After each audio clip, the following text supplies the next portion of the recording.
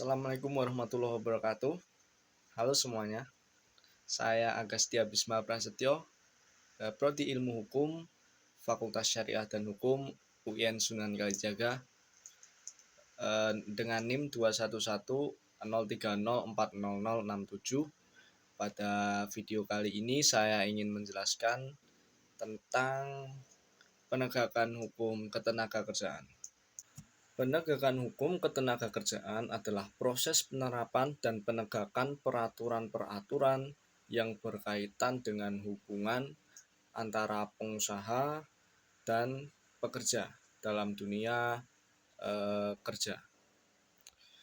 Lalu, tujuan penegakan hukum ketenagakerjaan adalah melindungi hak-hak pekerja, mengatur ketentuan-ketentuan kerja yang adil, dan mempromosikan kondisi kerja yang aman dan sehat. Di berbagai negara, penegakan hukum ketenagakerjaan biasanya dilakukan oleh lembaga atau otoritas tertentu yang bertanggung jawab atas regulasi ketenagakerjaan seperti contohnya adalah Departemen Ketenagakerjaan atau lembaga penegak hukum khusus yang fokus pada masalah ketenagakerjaan.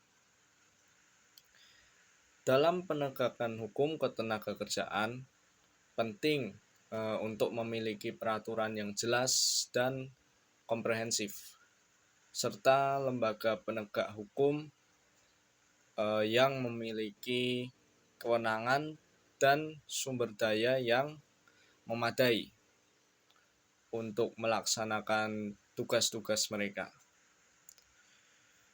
Upaya kolaborasi antara pemerintah, organisasi pekerja, dan pengusaha juga sangat penting dalam memastikan pelaksanaan yang efektif dari peraturan ketenagakerjaan itu dan perlindungan hak-hak para pekerja tersebut.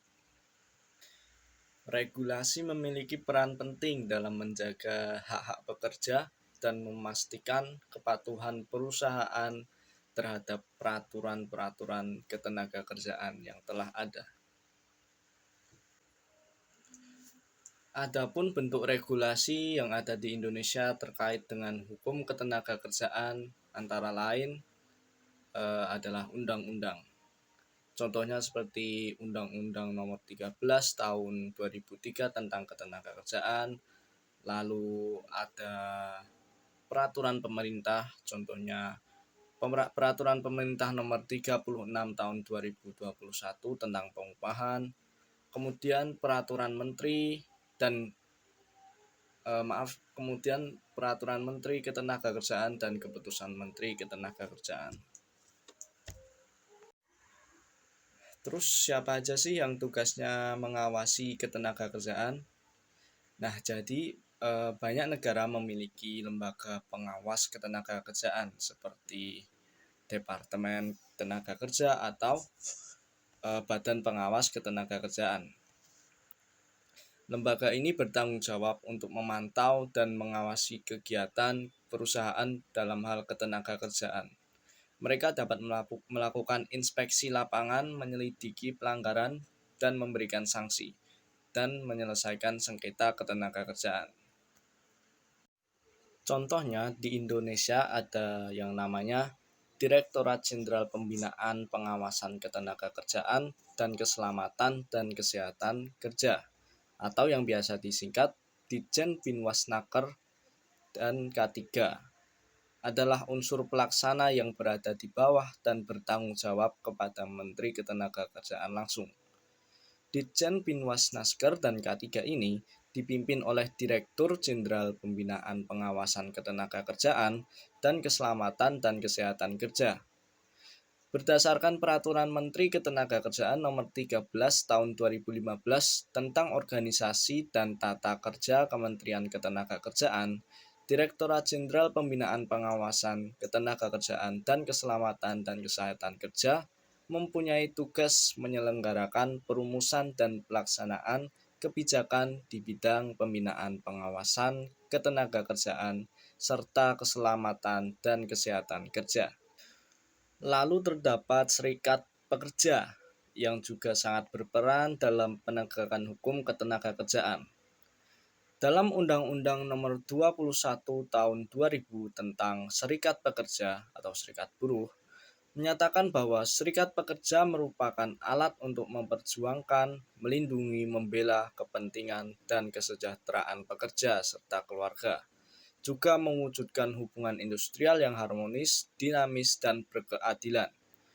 Peran serikat pekerja selain membangun hubungan industrial juga mempunyai fungsi sebagai pihak dalam pembuatan perjanjian kerjasama serta penyelesaian perselisihan hubungan industrial. Bisa dibilang bahwa penegakan hukum di bidang ketenagakerjaan ini sangatlah penting. Hal ini kaitannya erat dengan perlindungan hak-hak pekerja. Penegakan hukum yang lemah akan membuat pekerja kehilangan hak-haknya tersebut. Pemerintah juga perlu mengawasi dan memastikan setiap perusahaan menaati peraturan dan regulasi yang berlaku. Dari sisi pekerja sendiri, agar hak-hak mereka tidak dirampas oleh pengusaha, maka mereka harus meningkatkan pemahaman mengenai hak-haknya dan kewajibannya sebagai pekerja. Oke, mungkin itu saja sedikit penjelasan dari saya. Kurang lebihnya mohon maaf. Dan terima kasih telah menonton video saya. Wassalamualaikum warahmatullahi wabarakatuh.